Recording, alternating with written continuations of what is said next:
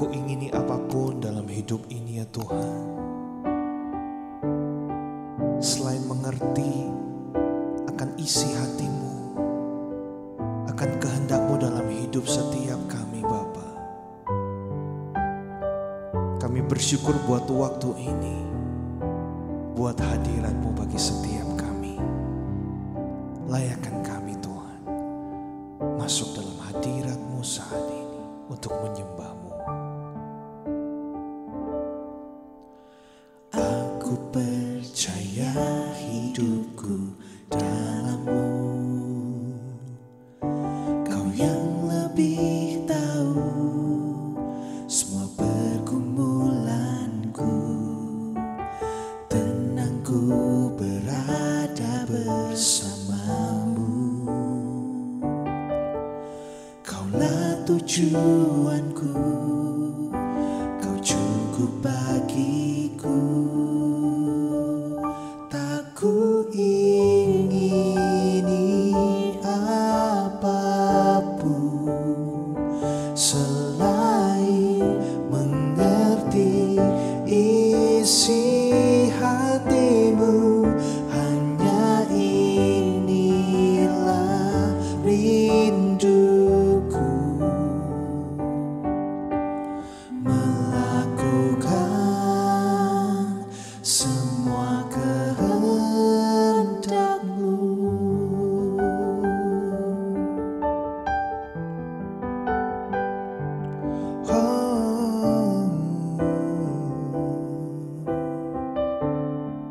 Aku percaya hidupku dalam-Mu, Kau yang lebih tahu semua pergumulanku. Tenangku berada bersama-Mu, Kaulah tujuanku, Kau cukup bagiku. Tak ku ingini apapun selain mengerti isi hati-Mu. Hanya inilah rinduku, melakukan semua kehendak-Mu, melakukan semua kehendak-Mu. Tak ku ingini apapun selain mengerti isi hati-Mu. Hanya inilah rinduku, melakukan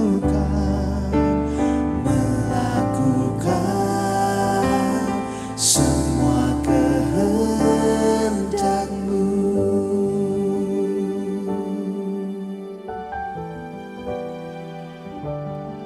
Biar ini jadi pujian dari dalam hati kami ya Tuhan.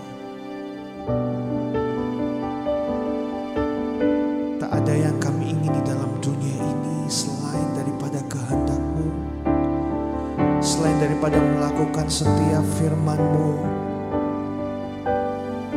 selain daripada kami menantikan kehadiran-Mu dalam hidup kami ya Tuhan. Hanya Engkau seorang yang selalu kami rindukan. Hanya Engkau pribadi yang kami cintai dalam hidup ini. Terima kasih. Tak ku ingini apapun selain mengerti isi hati-Mu. Hanya inilah rinduku, melakukan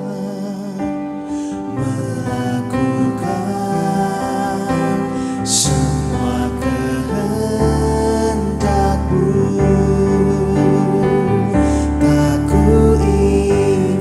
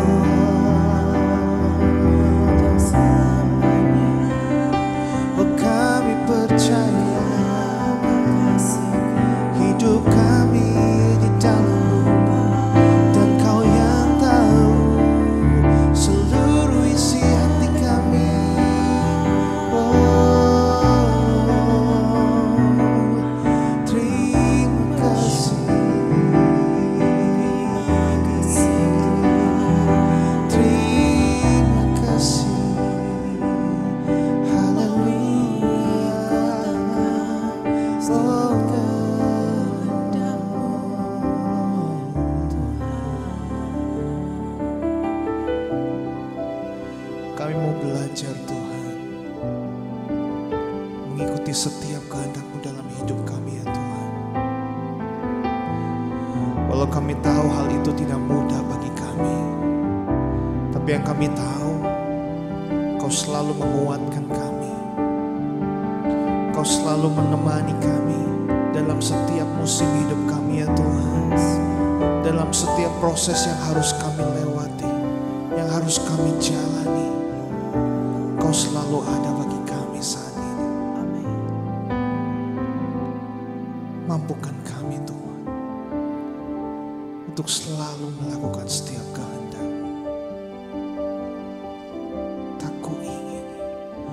Tak ku ingini apapun selain mengerti isi hati-Mu. Hanya inilah rinduku, melakukan setiap kehendak, melakukan semua kehendak-Mu, melakukan semua kehendak-Mu, melakukan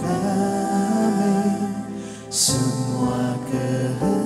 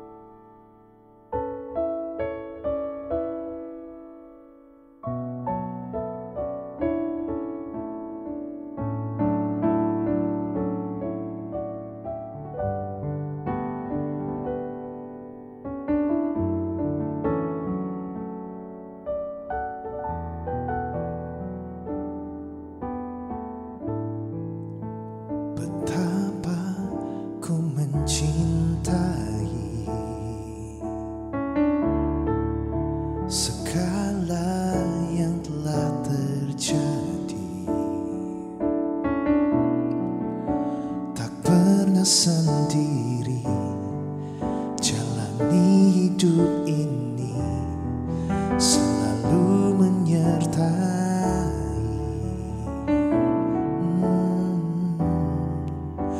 Betapa ku menyadari di dalam hidupku ini selalu memberi rencana terbaik oleh karena kasih.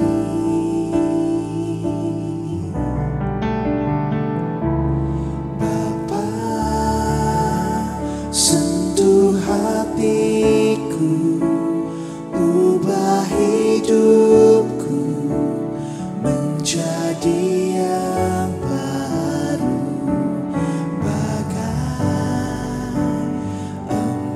yang murni.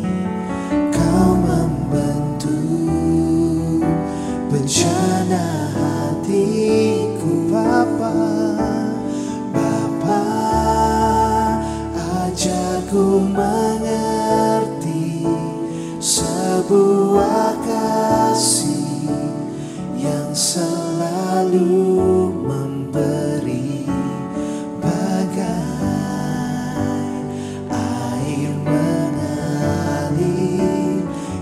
tiada pernah berhenti.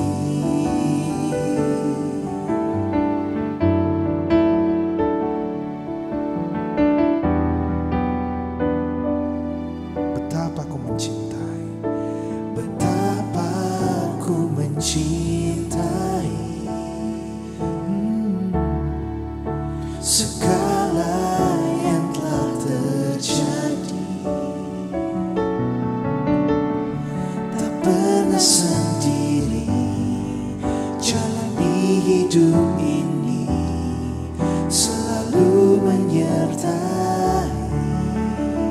betapa ku menyadari, betapa ku menyadari di dalam hidupku ini kau selalu memberi, kau selalu memberi rencana terbaik oleh karena kasih.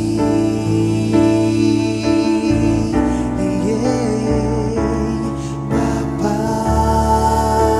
sentuh hatiku, ubah hidupku menjadi yang baru, bagai emas yang murni. Kau membentuk bejana hatiku.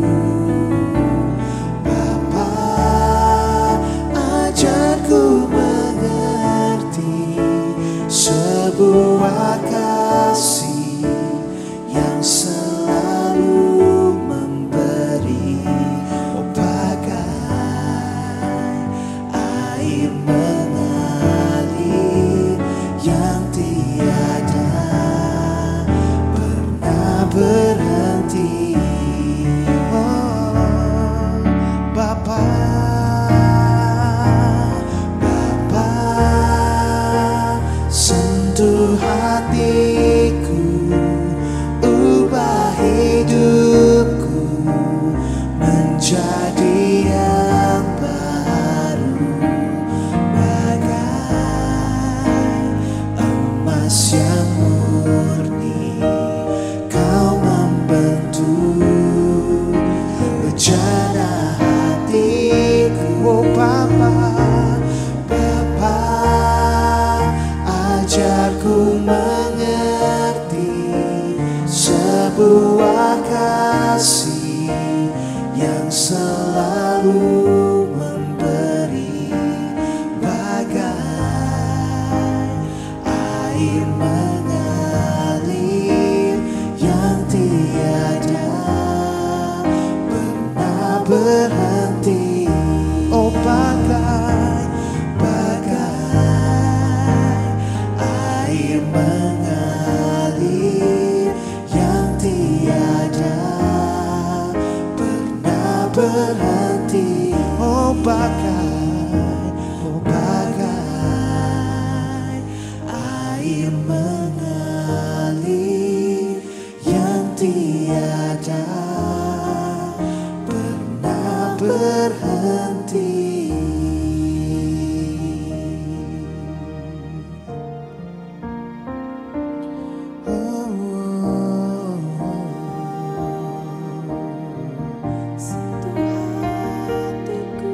Ubah hati kami, ubah hidup kami, Bapa,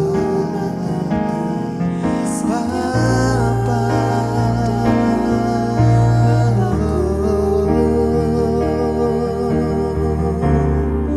Biar Engkau mengajar kami dengan kasih-Mu Tuhan, dengan firman-Mu Tuhan, membentuk kami. Oh Tuhan, terima kasih.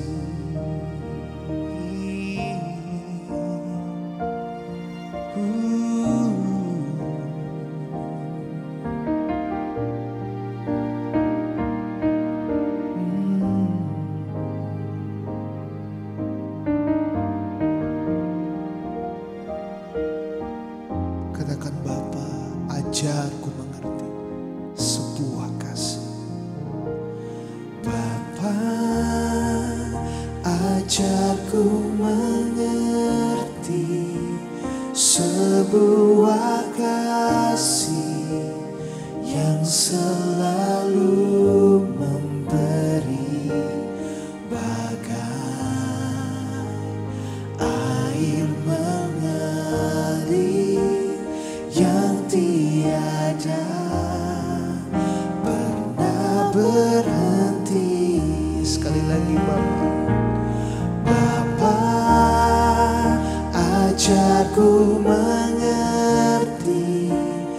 sebuah kasih yang selalu memberi, oh bagai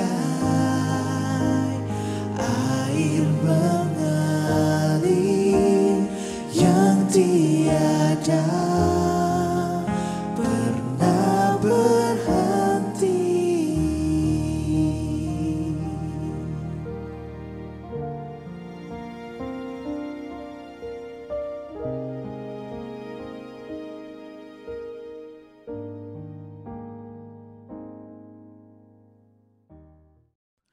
Biar pujian ini jadi kerinduan dari dalam hati kita, saudara. Menginginkan kalau Bapa menyentuh hati kita, mengubahkan hati kita menjadi hati yang baru, yang benar-benar mau mengikuti kehendak rencana Tuhan, melakukan apa yang Tuhan perintahkan dalam kehidupan setiap kita. Filipi 3 ayat 13-14. Judulnya adalah tentang kebenaran yang sejati. Saudara-saudara, aku sendiri tidak menganggap bahwa aku telah menangkapnya, tetapi ini yang kulakukan, yaitu aku melupakan apa yang telah di belakangku dan mengarahkan diri kepada apa yang di hadapanku, dan berlari-lari kepada tujuan untuk memperoleh hadiah, yaitu panggilan sorgawi dari Allah dalam Kristus Yesus. Ayat ini menggambarkan bahwa Paulus melihat dirinya sebagai seorang pelari yang sedang berlomba di dalam satu perlombaan lari, saudara. Tentunya dalam perlombaan ini dibutuhkan persiapan yang sangat matang, benar-benar dikhususkan agar Paulus bisa memenangkan perlombaan ini. Inilah kehidupan setiap kita, saudara, bahwa hidup kita bersama dengan Tuhan, hidup kita di dalam kekristenan mengikut Tuhan, kita adalah sebagai pelari-pelarinya Tuhan yang berlari dalam kehidupan ini menuju kepada panggilan sorgawi. Kita harus ingat, saudara, bahwa kita ini bukan berasal dari dunia ini, tapi kita berasal dari surga. Kita semua, saya dan saudara, kita adalah warga kerajaan surgawi. Dan tentunya sebelum kita pulang bertemu dengan Tuhan di surga nanti, maka sudah seharusnya hidup kita di dunia ini kita bisa melakukan hal-hal yang baik, melakukan setiap ketentuan-ketentuan, yaitu kualitas kehidupan sebagai warga kerajaan surgawi, yaitu melakukan kehendak Tuhan, melakukan panggilan surgawi. Berbicara tentang panggilan surgawi berarti ini adalah berbicara tentang kualitas keberkenanan kehidupan setiap kita di hadapan Tuhan yang makin hari makin seperti Kristus, makin serupa seperti Kristus, makin menuju kepada kesempurnaan itu, yaitu Tuhan kita, Kristus. Fokus daripada banyak orang di dalam dunia ini adalah untuk mencari kenyamanan hidup, memiliki materi sebanyak-banyaknya, mempunyai kekuasaan, memiliki jabatan yang tinggi, memiliki popularitas. Makin hari yang dikejar adalah hal-hal yang berbau dengan materi, dunia. Tetapi saudara, kita dipanggil untuk memenuhi panggilan surgawi, yaitu keberkenanan hidup saya dan saudara di hadapan Tuhan. Jadi bukan hanya sekedar memikirkan hal-hal yang bersifat semu, kekayaan, materi, jabatan, kekuasaan, itu akan berakhir, saudara. Itu hanya semu. Mungkin bisa membahagiakan kehidupan kita, tapi berjangka waktu. Namun ada satu hal yang abadi, satu hal yang kekal, yaitu tentang panggilan surgawi. Kalau kita sadar akan hal itu, bahwa panggilan surgawi itu sangat penting dalam kehidupan kita, maka kehidupan kita akan berubah. Bukan lagi berfokus kepada apa yang ada di dalam dunia, tetapi berfokus kepada surga, berfokus kepada kehendak Tuhan, berfokus kepada perintah apa yang Tuhan mau supaya kita bisa lakukan dalam kehidupan setiap kita saat ini, saudara. Panggilan surgawi bukan serta-merta setiap kita diharuskan menjadi seorang hamba Tuhan ataupun seorang pendeta, saudara. Meninggalkan kehidupan kita, pekerjaan kita, dan hanya berfokus kepada pekerjaan pelayanan Tuhan. Bukan seperti itu. Tetapi setiap kita yang disebut sebagai anak-anak Tuhan, sebagai pengikut Kristus, kita semua terlepas daripada apapun pekerjaan kita. Mau kita adalah seorang pendeta, seorang desainer, seorang dokter, seorang driver mungkin, atau seorang businessman, apapun itu, kita punya panggilan yang sama, panggilan surgawi tentang kualitas daripada kehidupan kita sebelum kita pulang nanti ke rumah Bapa, saudara.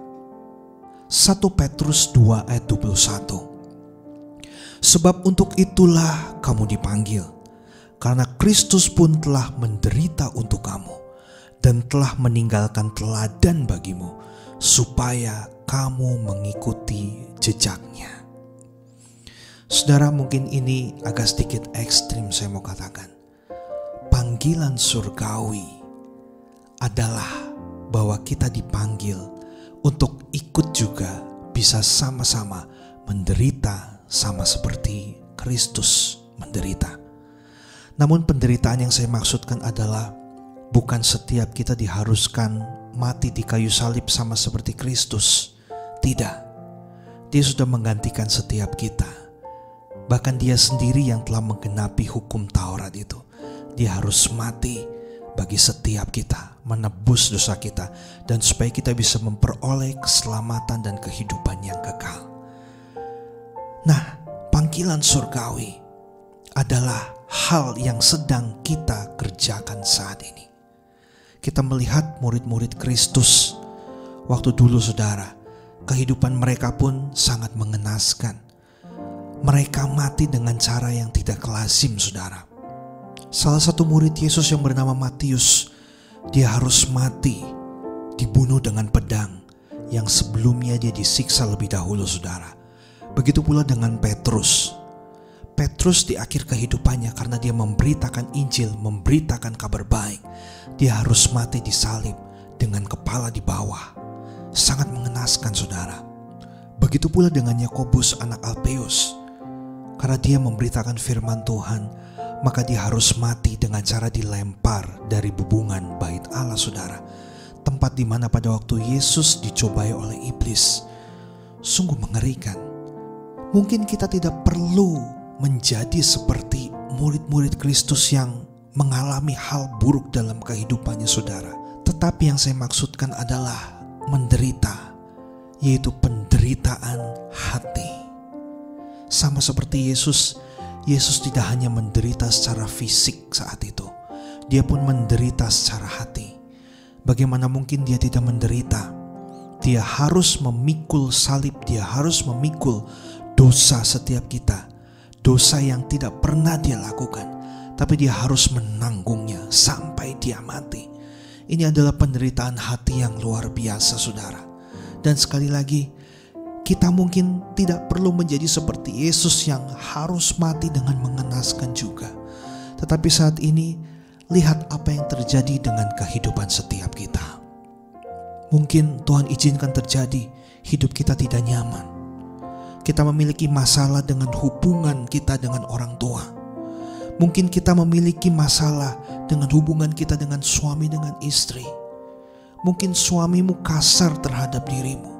Mungkin pasanganmu tidak mau mengerti dengan engkau. Dia cuek, dia acuh, dia tidak mau membantu engkau. Mungkin orang tuamu tidak memperdulikan kehidupanmu. Atau mungkin kita memiliki atasan, kita punya bos yang mungkin rewelnya setengah mati, saudara. Tapi mungkin gaji kita pun kecil, gak dinaik-naikin. Itulah mungkin penderitaan yang kita alami saat ini. Tapi Tuhan mau semua hal yang terjadi itu, saudara, tidak membuat kita ngomel, tidak membuat kita mengeluh, bahkan tidak membuat kita menjadi orang yang putus asa, kehilangan harapan, sehingga menjadi orang yang dingin, yang tidak memiliki kasih. Ingat, saudara, semua penderitaan yang kita alami itu adalah panggilan surgawi. Bahwa kita dipanggil untuk sama-sama menderita bersama dengan Kristus. Penderitaan kita hanya sementara di bumi ini. Mintalah pada Tuhan supaya hidup kita dipenuhi oleh kasih-Nya. Dan dari setiap penderitaan hati itu yang kita alami saudara, kita bisa mempraktekkan kasih dalam kehidupan setiap kita. Dan itulah yang disebut dengan panggilan surgawi. Kita mau ikut tatanan yang sudah Tuhan tentukan. Kita mau lakukan setiap firman Tuhan yang sudah dituliskan di dalam Alkitab. Bukan hanya kita baca, bukan hanya kita renungkan, tapi kita mau praktekkan dalam kehidupan setiap kita. Saat masalah datang, saat masalah sedang terjadi, saat masalah sedang menghimpit kehidupanmu, seakan-akan tidak ada orang yang peduli. Seakan-akan makin hari masalahmu makin bertambah, bukan makin berkurang. Saudara sadar, semua hal itu Tuhan izinkan terjadi supaya membentuk hati kita, membentuk karakter kita menjadi semakin serupa dengan Kristus dari hari ke hari. Dan itulah panggilan surgawi yang sesungguhnya yang harus kita kerjakan dalam kehidupan setiap kita. Filipi 3 dimulai dari ayat yang ke-7. Tetapi apa yang dahulu merupakan keuntungan bagiku, sekarang kuanggap rugi karena Kristus. Malahan segala sesuatu kuanggap rugi karena pengenalan akan Kristus Yesus Tuhanku lebih mulia daripada semuanya. Oleh karena Dialah aku telah melepaskan semuanya itu dan menganggapnya sampah, supaya aku memperoleh Kristus. Paulus sudah menyadari bahwa apa yang dia banggakan sebelum dia mengenal Kristus, apa yang dia kejar, apa yang dia pertahankan, semuanya itu sia-sia dibanding pada waktu dia bisa mengenal Kristus lebih dalam. Itu hal yang paling mulia. Itu hal yang membuat Paulus sangat bersuka cita, sangat berbahagia. Yaitu panggilan surgawi di dalam kehidupan dia untuk makin hari makin serupa dengan Kristus. Bukan makin serupa dengan dunia ini. Bukan memiliki pola pikir seperti orang-orang dunia pada umumnya. Hanya mengejar apa yang dilihat mata. Hanya mengejar apa yang orang lain rindukan. Image yang dibangun oleh orang lain, harus begini, harus begitu, harus punya ini, harus punya itu. Dia anggap semuanya itu adalah sia-sia, satu hal yang tidak berguna. Tapi yang paling berharga, paling berguna adalah saat dia mengenal Kristus.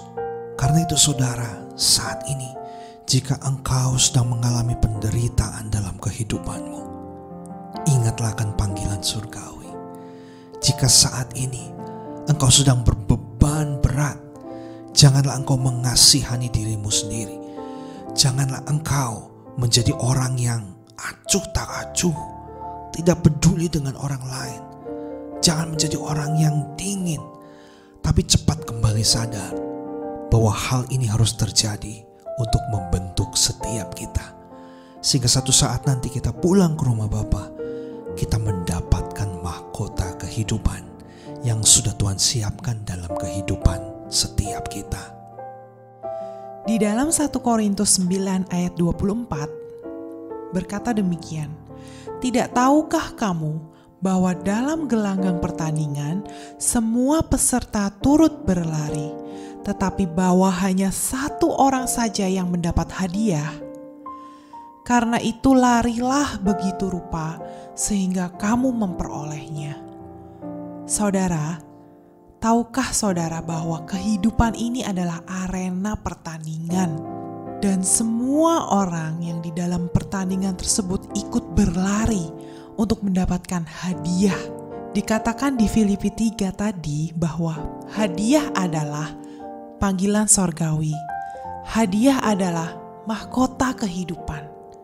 Hadiah adalah perkenanan Tuhan agar kita dapat masuk ke dalam kerajaan sorga. Tanpa perkenanan Tuhan, kita tidak dapat mengalami kuasa kebangkitan, yaitu kehidupan yang kekal. Artinya saudara, perkenanan itu sama halnya dengan hadiah yang dapat kita peroleh jika kita menang di dalam pertandingan tersebut. Dan dikatakan di ayat tadi bahwa hanya satu orang saja yang mendapatkan hadiah. Artinya saudara, untuk dapat masuk ke dalam kerajaan sorga itu sangat sulit sekali. Untuk mendapatkan perkenanan Tuhan itu sangat sulit sekali saudara. Oleh sebab itu kita jangan bersantai-santai saudara. Kita jangan lelah, kita jangan lengah. Kita harus berusaha segenap hati, sekuat tenaga agar kita bisa mendapatkan perkenanan dari Tuhan, agar kita bisa dapat diundang masuk ke dalam kerajaan sorga. Berlari itu tentunya tidak enak sekali ya saudara, berbeda dengan berjalan. Memang sih berjalan itu rasanya enak, santai. Tapi ketika kita berjalan, tentunya kita tidak akan sampai di garis finish dan tentunya pasti kita akan mengalami kekalahan. Oleh sebab itu saudara dikatakan kita harus berlari. Dan ketika berlari, bobot tubuh kita akan menjadi 2 kali lipat beratnya. Kaki ini harus menumpu bobot tubuh kita yang seberat itu. Dan juga ketika berlari, kita harus mengatur nafas sehingga kita tidak kehabisan nafas dan berhenti di tengah pertandingan. Nah, ketika kita sedang mengikuti pertandingan lari maraton, tentunya hari-hari sebelumnya apakah kita akan bersantai-santai? Apakah kita akan cuek dan menganggap bahwa kita pasti akan menang tanpa berlatih? Tentunya tidak ya saudara. Kita pasti sebelum melakukan pertandingan, kita harus melatih fisik kita. Kita harus melatih otot tubuh kita, kekuatan fisik kita, melatih nafas kita, mengatur pola makan kita, mengatur jam tidur kita, sehingga pada saat kita bertanding, kita dalam keadaan yang fit, kita dalam keadaan yang prima, keadaan tubuh yang sehat, sehingga kita bisa dapat berlari dan sampai ke garis finish. Mengapa kita harus berlatih dahulu saudara? Karena kita tahu ketika kita sedang berlari itu dibutuhkan kekuatan ekstra, dibutuhkan niat dari dalam diri kita untuk dapat terus memacu diri kita untuk terus berlari untuk mendapatkan kemenangan. Dan tentunya dibutuhkan konsistensi saudara dalam mengatasi rasa sakit ketika kita sedang berlari. Nah, untuk hal-hal yang seperti itu saja, orang-orang dunia itu berusaha segenap tenaga untuk mendapatkan kemenangan, untuk mendapatkan mahkota yang fana. Sekarang hidup kita sudah diubahkan. Kita bertanding untuk mendapatkan mahkota yang abadi, mahkota kehidupan saudara. Oleh sebab itu, kita harus sekuat tenaga, segenap hati untuk bisa dapat memenangkan pertandingan. Nah, saudara, di sini apa sih yang harus kita lawan? Apa sih yang harus kita tandingi? Yaitu kita harus mengalahkan hawa nafsu dunia. Kita harus mengalahkan kedagingan kita, saudara. Keinginan pribadi kita, kehendak kita harus ditaklukkan, harus dikalahkan. Karena jika tidak kedagingan ini dikalahkan, maka kita tidak bisa meneladani Kristus di dalam hidup kita.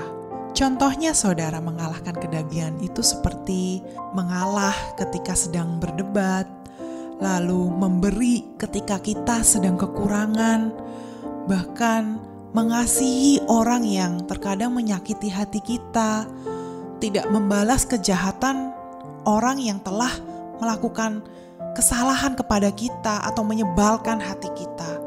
Tentunya hal itu bukanlah hal yang mudah ya saudara. Kedagingan ini sangat sulit sekali dikalahkan, karena daging ini maunya berontak. Daging ini maunya mengikuti kehendak diri sendiri. Tapi firman Tuhan berkata kita harus melawan daging ini untuk dapat mengikuti kehendak Tuhan dan untuk dapat disempurnakan serupa dengan Kristus. Oleh sebab itu saudara, jangan santai-santai dalam menghadapi hidup ini. Jangan menganggap remeh hidup kita ini. Jangan menganggap bahwa hidup kita ini tidak ada tujuan. Tetapi hidup kita ini harus berlari sekuat tenaga untuk mencapai tujuan kita, yaitu tujuan kekekalan, untuk mendapatkan mahkota abadi, mahkota kehidupan. Dan kejarlah Yesus, kejarlah perkenanan Tuhan agar kita bisa dapat diundang masuk ke dalam kerajaan sorga dengan cara mematikan kedagingan kita, mematikan hawa nafsu duniawi yang ada di dalam diri kita.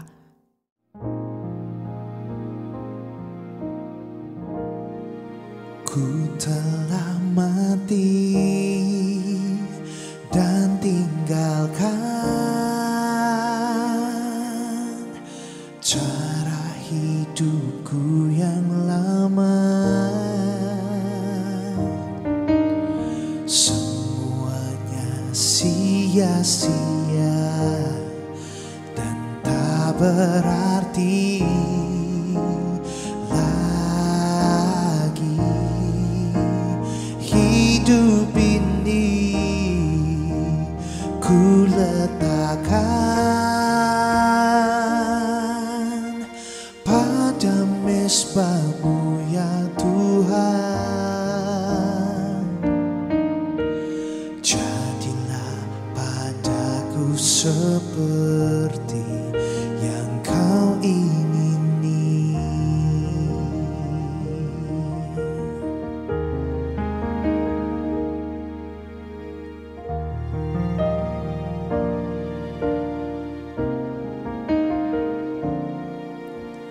Bukan dengan barang fana Kau membayar dosaku. Dengan darah yang mahal, tiada noda dan celah. Bukan dengan emas perak Kau menebus diriku. Oleh segenap kasih, oleh segenap kasih dan pengorbanan-Mu, ku telah mati dan tinggalkan cara hidupku yang lama. Semuanya sia-sia dan tak berarti lagi.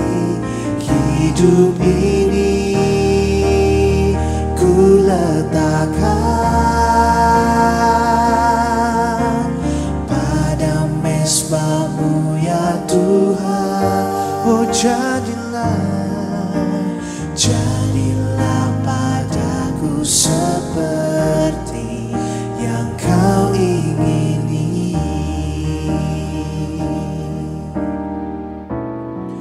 Bukan dengan barang fana, bukan dengan barang fana Kau membayar dosaku. Dengan darah yang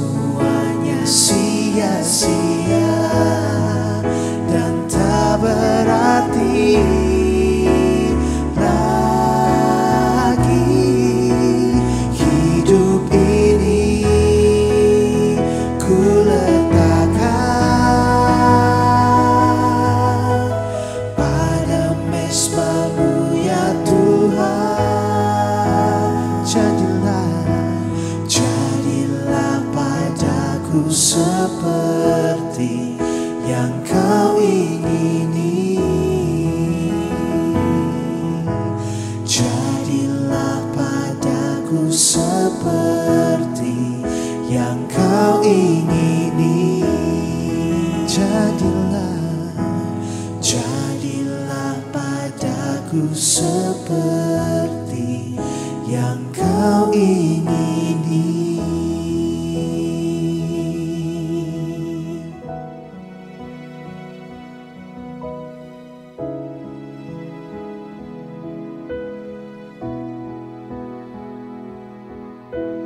Ini yang kami minta Tuhan. Biar jadilah pada kami seperti yang Engkau ingini. Kehendak-Mu jadi atas hidup kami. Terima kasih Tuhan. Kau telah menguatkan kami. Kau telah mengingatkan kami. Bahwa setiap kami Engkau panggil untuk hidup di dalam Engkau Tuhan. Mengikuti setiap kehendak dan rencana-Mu dalam